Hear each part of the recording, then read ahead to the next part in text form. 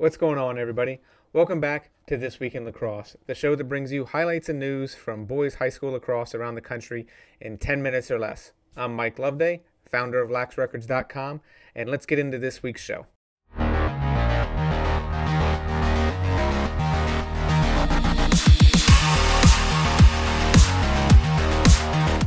What's going on, everybody? This is a little bit of an impromptu episode of This Week in Lacrosse.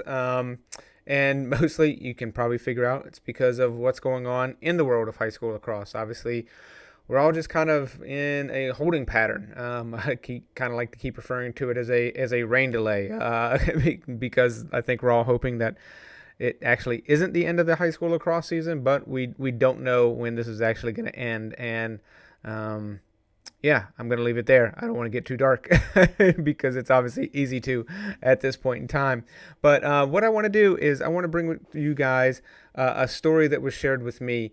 This one hit pretty close to my heart. This week we're going to do an interview with Gabe Smith. He's a senior at J.H. Rose. It's in Greenville, North Carolina. And we're talking with Gabe this week because he has a pretty special story to share with us. Now, Gabe picked up the game of lacrosse at the age of 7, all because a family friend named Pete Quinlan gave him a lacrosse stick. That is how he was introduced to the game. That is what brought him love. He shares the story, which you guys will hear from his own words of, playing catch in the backyard with his dad, who started out with a baseball glove so he could play catch and throw with his son with a lacrosse stick. And obviously, it's not a... This is one of those stories that just shows you the power of sports. Pete passed away on March 8th after a long battle with cancer.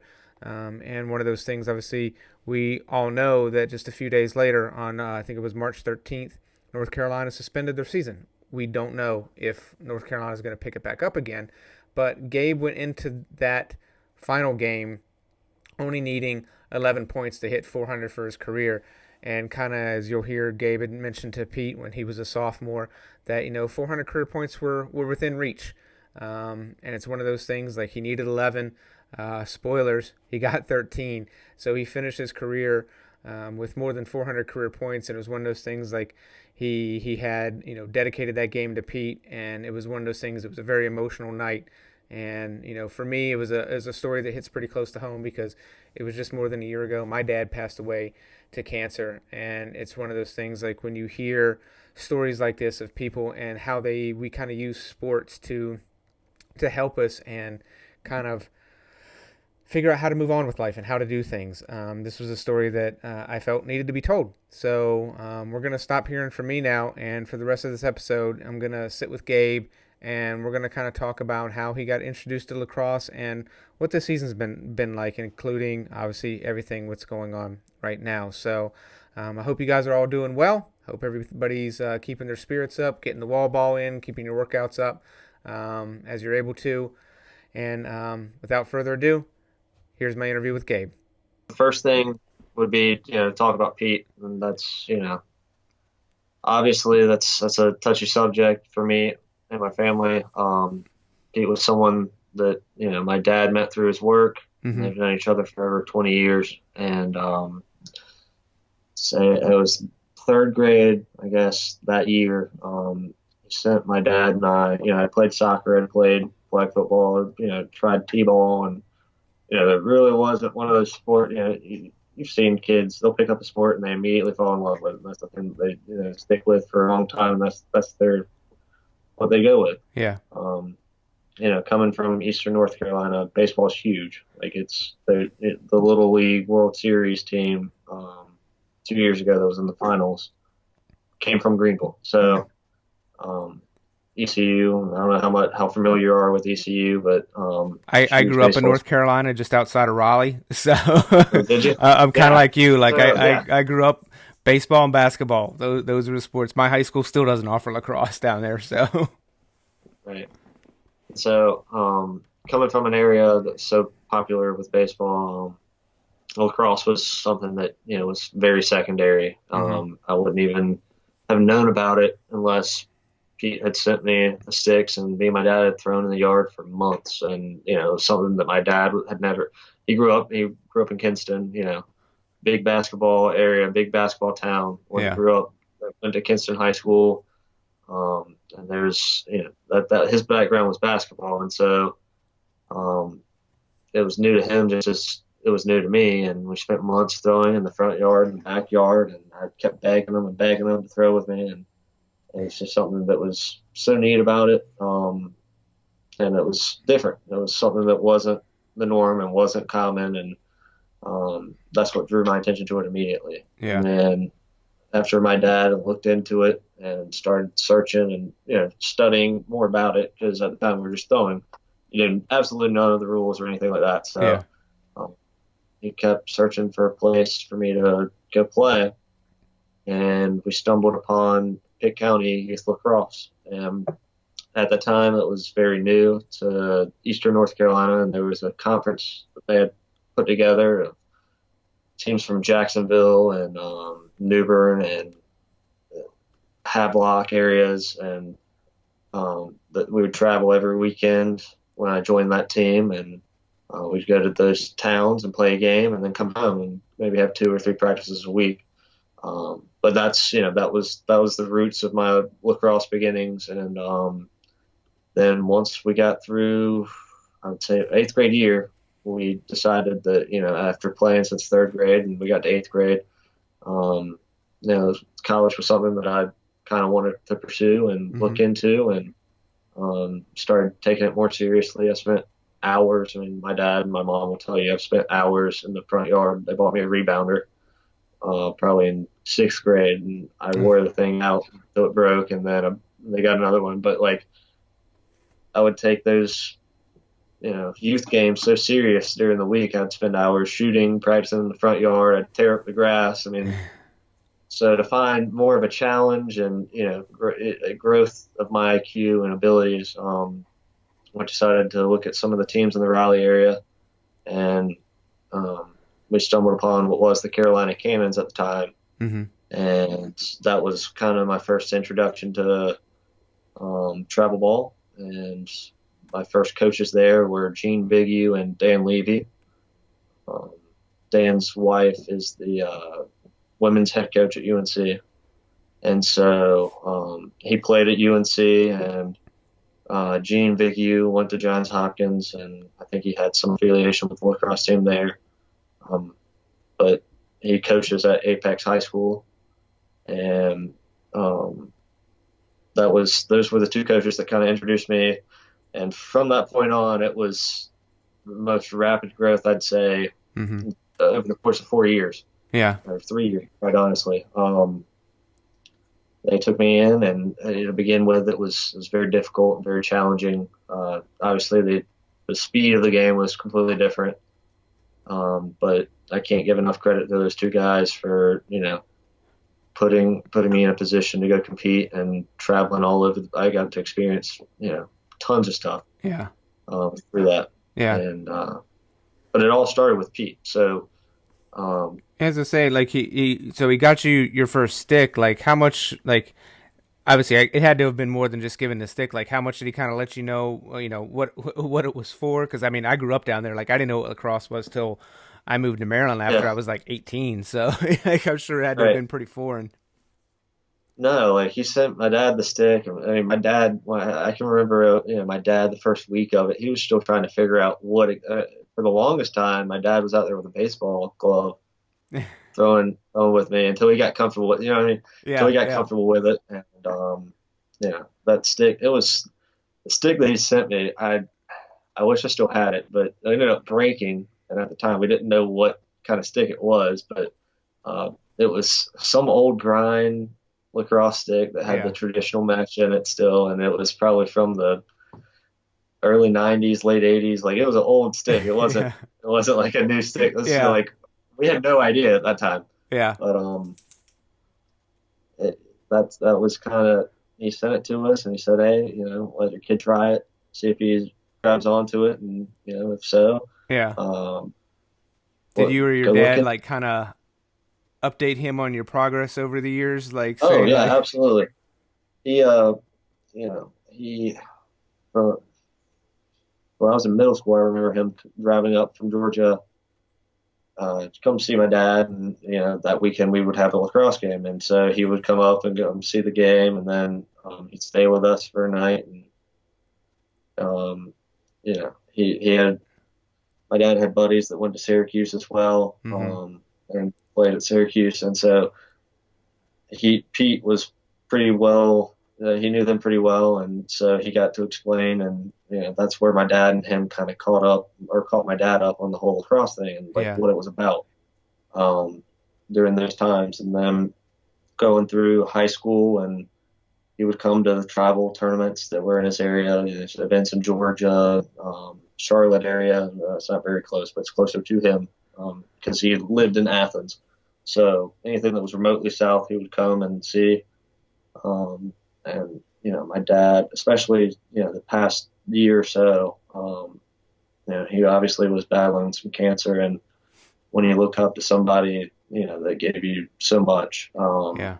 the biggest thing you take away is how appreciative you are, how lucky you are to be able to be in an opportunity like this, and without that, that gave me guidance in life and many other facets, but the biggest thing is he gave me the game of lacrosse, and he grew the game, and by the simple act of kindness of sending me a stick. Um, and when somebody's battling cancer like that, not much you can really do physically to help them. Yeah. And so, in the past year, when his health got worse and worse, we were still talking to him on a regular basis, and the only thing I knew that I could do, the controllable things that I could do, were to play my heart out for him. Yeah. Because that's all I can't. I'm not a doctor. I can't physically go in there and do anything for him. Yeah. And I knew that that was something that he could look at, and because he always loved hearing about how I was doing or what I was doing or the accomplishments and stuff I was doing. Yeah. For me, it was play as hard as you can to get the most out of it, especially this last year of high school. I wanted to do everything I could in his honor. Yeah. So that was the toughest thing. Was a week ago, last Sunday is when he passed. Um, or at halftime of the first game we had of the season, Yeah. Dad pulled me to the side and they said that Pete was in the hospital, and so it was like Mm. it really, that's a hard thing to swallow, and it's before that I'd put his initials on my helmet and everything, and just as a reminder to constantly stay focused on what you were doing, and because I knew that's what he'd want me to do. Yeah. Yeah, I can't even he wasn't a imagine guy. hearing that at halftime of a game like that. Had to have been a pretty big blow. I mean, I know like I found out my dad was sick like on a day the college had graduation, and I think for me I just kind of almost was able to compartmentalize a little bit and get through my job and do what I had to do. So I had to believe it had to have been somewhat similar for you, I'd imagine. Yeah, Just kind of no, I mean, we knew that it was foreseeable. Like it hmm wasn't didn't catch us by surprise by any means, but it's never an easy thing to hear that. yeah, Spent the next few days in the hospital, and my dad, after that game, he drove down there immediately, and went to see him in his last couple moments. Um, and I think he actually he brought a lacrosse ball with him and wrote a message on him or on the ball, and put it by his bedside. yeah, Um, so it comes full circle in a way, yeah, but it's never an easy thing to sit there and completely understand something that's out of your control. yeah. Um, but he was a big advocate for controlling what you could.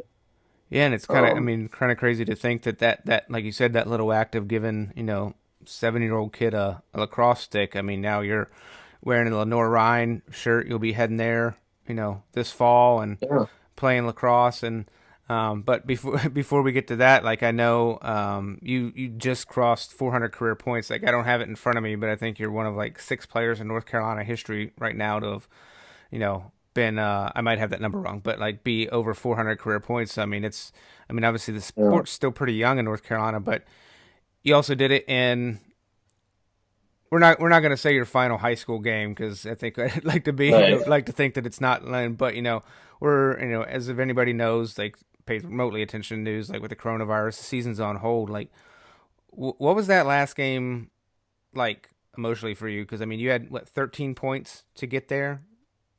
Right. Going into that game,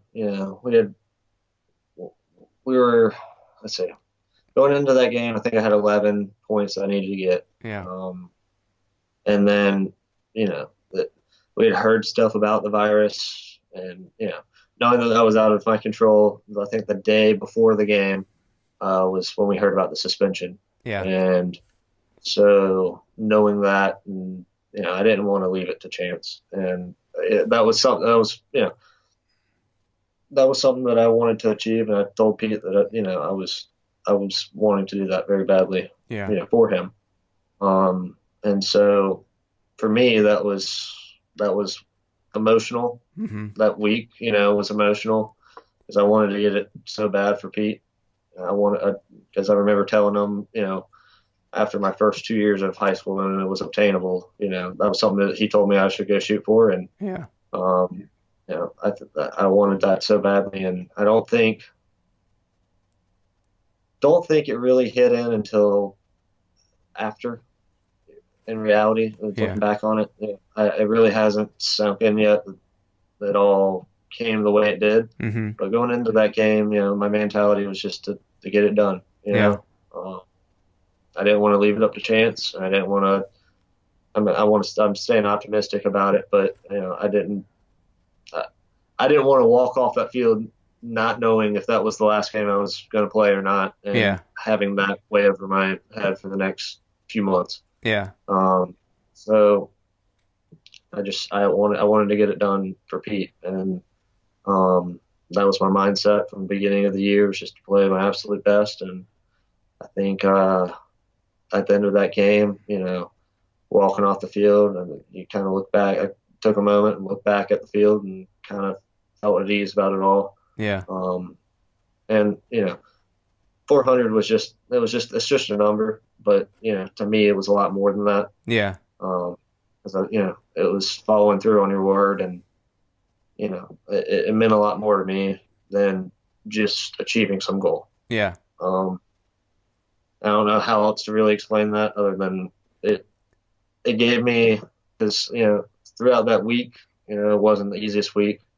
With Pete passing, and it kind of gave me some type of something to hold on to yeah, and something to look back on and anchor me yeah, in a stage where I was kind of emotional. yeah. So, Makes total sense. I understand completely. I would say, do you remember much about the game? It was one of those games where it just kind of like, because obviously you can say you're like, oh, I need 11, like I need to get it to get in this game, but obviously the course of a game, kind of dictates some of that too. Like, what was it like? Like your coaches and teammates, like what was their support like? Did they know? well, that's something that I think my closest, friend group, like my best friend knew what I was going through. Hmm. Harrison Williams, he knew what I was going through, and he was our face-off guy. He's played lights out. I think he just got into the 300 club for career face-offs Hmm. wins um, earlier that week, and he knew how much this would mean to me. But I didn't try to use it I tried to keep it away from the team as much as I could, just because when you're on the field, you're practicing, you're worried about winning games. It doesn't Yeah. matter how it gets done. You're worried about winning.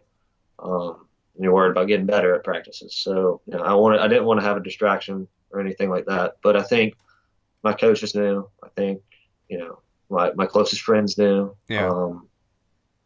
And I definitely had every bit of motivation, that I ever had, to go into that game. And I wouldn't say it was something that I willed to happen. I mean, I think kind of let the game come to me.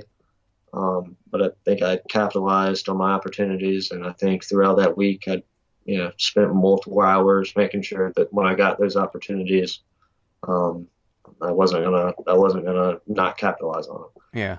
And so, um, with that, it was one of the games that you go into and you just kind of relax and it all comes to you.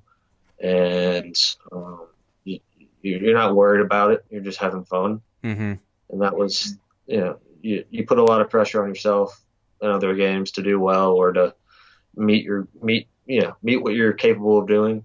In that game, I don't ever remember going into it. I felt kind of like, okay, I'd love for this to happen, but Yeah. I don't think by any means I sat there and forced it to happen or anything. I was just Yeah. playing lacrosse. Yeah. It was the same feeling as like throwing in the backyard with your dad Yeah. or going to.